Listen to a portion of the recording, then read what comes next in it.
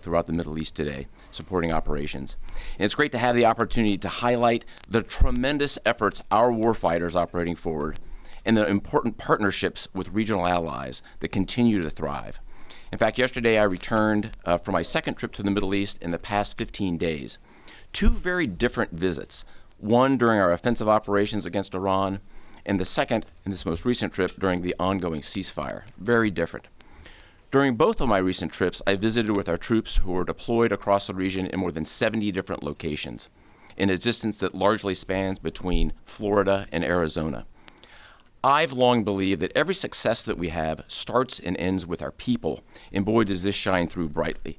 During these visits, I had the privilege of personally recognizing more than 100 servicemen and women for their extraordinary valor, their courage, and their initiative under fire and delivering fire.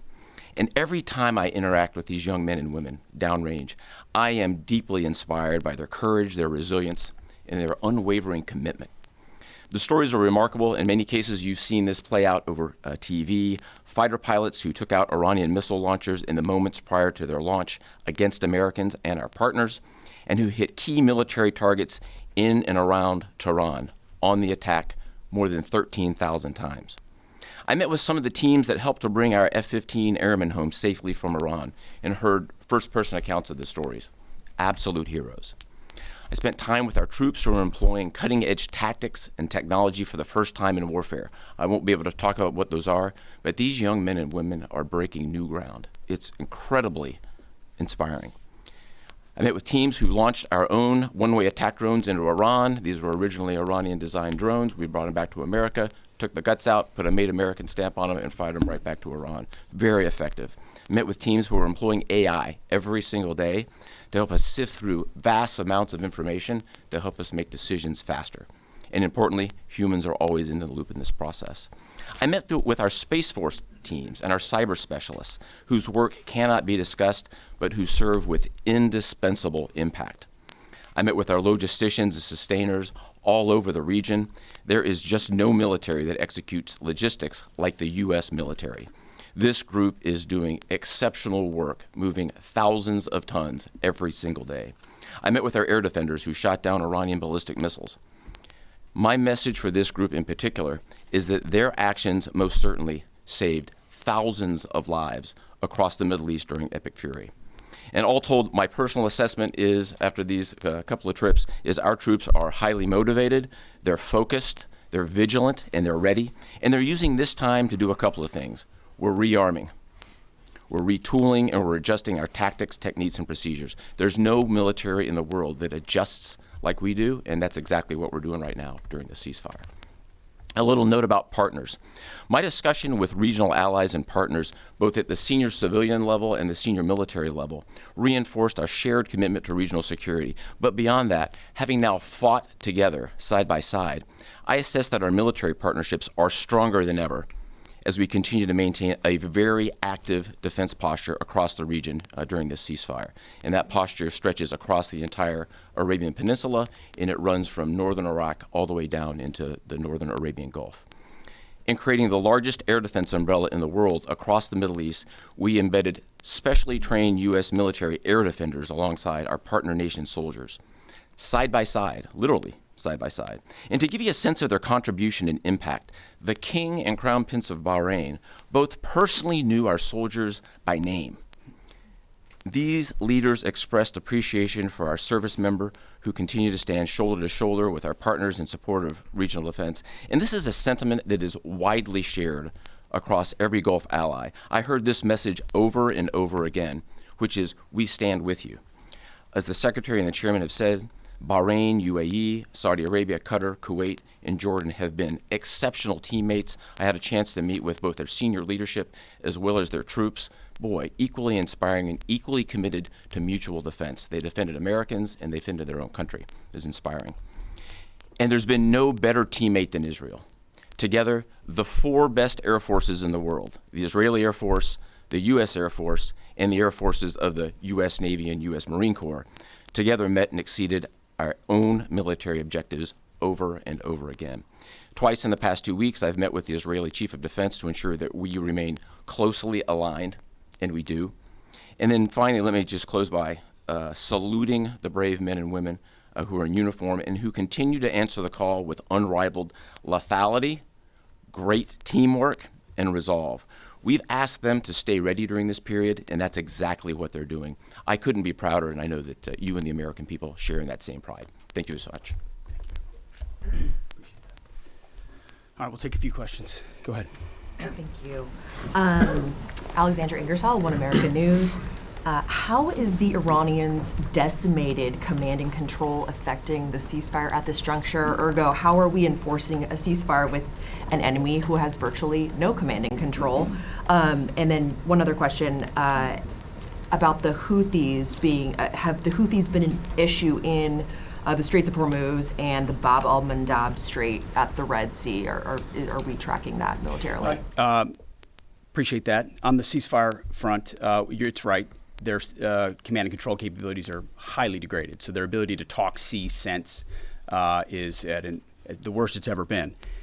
But their motivation to want to stay in the ceasefire is very high because they understand that a violation of that ceasefire means a commencement, once again, of Admiral Cooper's forces, which went very poorly for them. So they have a high incentive to maintain that ceasefire, even though they can't talk and organize as well as they'd like to. And then as far as the Houthis, thus far, they have stayed out of it, which, of course, we think is a good decision by them, and I think is a reflection of the fact that over a year ago in Operation Rough Rider, we had an ongoing and intense campaign that demonstrated American capabilities, which has them hesitating to want to do something on that strait, which I think would be a poor choice.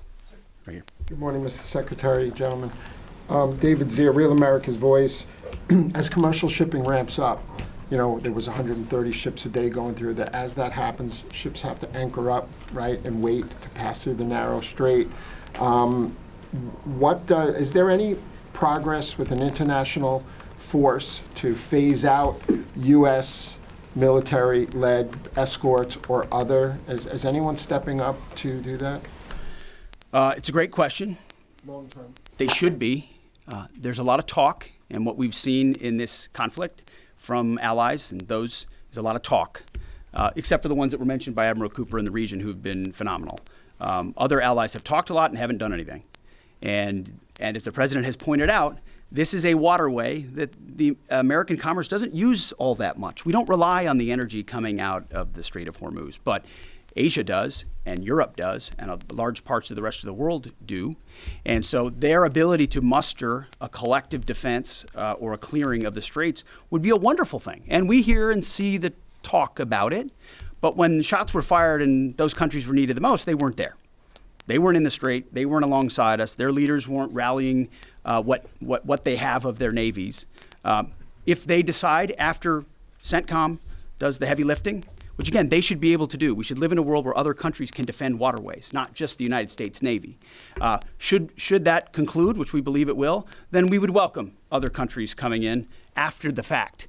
But you can't live in a world in perpetuity, and this is a message to the rest of the world and our allies, where you just rely on America to continually do the heavy lifting. Oh, Iran might get a nuclear bomb. Who's going to do something about it? America. And America only. Other allies need to invest in their capabilities so they can project power and do basic tasks like clearing a strait. So we're not counting on it, but it would be wonderful to see it if it ever materialized. Yes. Thank you, Mr. Secretary. Thank you all for your time. I have a couple questions. I know you said a few weeks ago that Iran's supreme leader was wounded and disfigured. Do you have an update on whether he's even alive at this point? And then another question for you. Iranian embassy accounts are sharing an AI video of Jesus Christ kind of bloodily killing President Donald Trump. Does the Pentagon have a response to this, including the fact that this AI Jesus is casting Trump into hell? And then finally, for Admiral Cooper, could you speak to us about the morale of the American service members that you're seeing in the Middle East? I think Americans are really interested in what their experiences and testimonies are like. As far as the status of the individual you mentioned, I believe it's the same. Not a lot coming from him right now, understandably so, a lot of fear. Believed to be alive, wounded, and disfigured. Status remains the same. As far as a video like that, of course, that's disgusting and detached from reality. Iran says a lot of things in the propaganda space based on complete lies, and their actions have been lies. Oh, we don't target we see missiles going into civilian facilities and hotels in the Gulf states. And they said we only target military targets as you watch drones and missiles go into. So they are going to misrepresent, lie, spin in a multitude of ways, which we are quite used to. Ultimately, they need to come to the table and make a deal. And I'll hand it over to Admiral Cooper for this. Yeah, I would just reiterate my previous comment. Morale is very high. And anyone in the military can take about 2 seconds to figure out what morale looks like by meeting around it with the people. And it is crystal clear. These are motivated young men and women. I had the wonderful privilege of writing a letter early on in the operation to the team forward. And I told them this was going to be a mission of extreme consequence.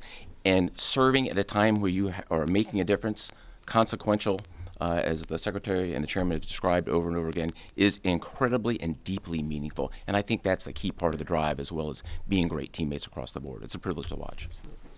Jerry. Thank you. Jerry Dunleavy with Just the News. I have a couple of questions. First is some critics of the Trump administration policy, including former NCTC Director Joe Kent, have attempted to claim that the Trump administration's policy of zero enrichment for the Iranians is not actually President Trump's policy, but was foisted upon him by the Israelis. Looking back, doing a bit of a refresher for myself, I saw that zero enrichment was the Trump State Department's policy in the first admin. Let me just stop for a second. As someone who, unlike the individual you referenced, is in the presence of the president nearly every day and has been inside every single key meeting that has happened surrounding the idea of Operation Epic Fury, not a single thing has been foisted upon the President of the United States. President Trump makes his own decisions about the interests of this country and defending our interests, and then working with allies and partners, in this case, Israel, who's got a lot of will and a lot of capabilities, which we're grateful for. Nothing gets foisted on President Trump. So those people who are not in those meetings who like to say things about that are just flat wrong. I had a quick one for Admiral Cooper, if that's Sure. okay. Thank you, sir, and thank you for being here. So during Operation Epic Fury, 13 U.S. service members have lost their lives, some of them in an apparent aircraft refueling accident, and some of them from Iranian strikes, including a drone strike. I was wondering if you could share a little bit with us about how those Iranian strikes were able to be successful, and what lessons you've learned, and how you're applying those lessons in the future to make sure that we're able to defend a little bit better against that sort of thing. Sure, a really broad question. But first, we will always honor the fallen. And the 13 who lost their lives really helped steel the resolve and congeal the motivation of the forces that are I met many people who knew the fallen personally. I met many who were reported as wounded and are back. 90% of those who have been wounded have been back to duty. It gives you a sense of purpose and motivation. We have collected dozens, if not hundreds, of lessons learned. And as we sit here right now, the Joint Force across the board is taking them and very tactically applying them right now, right here, right now. If I think about a football analogy, if it's halftime or between the third and fourth quarter, great teams are always adjusting, and we are certainly a great team, and that's what we're doing right now, taking the lessons and applying them in a meaningful way. What those are, I'm not going to talk about.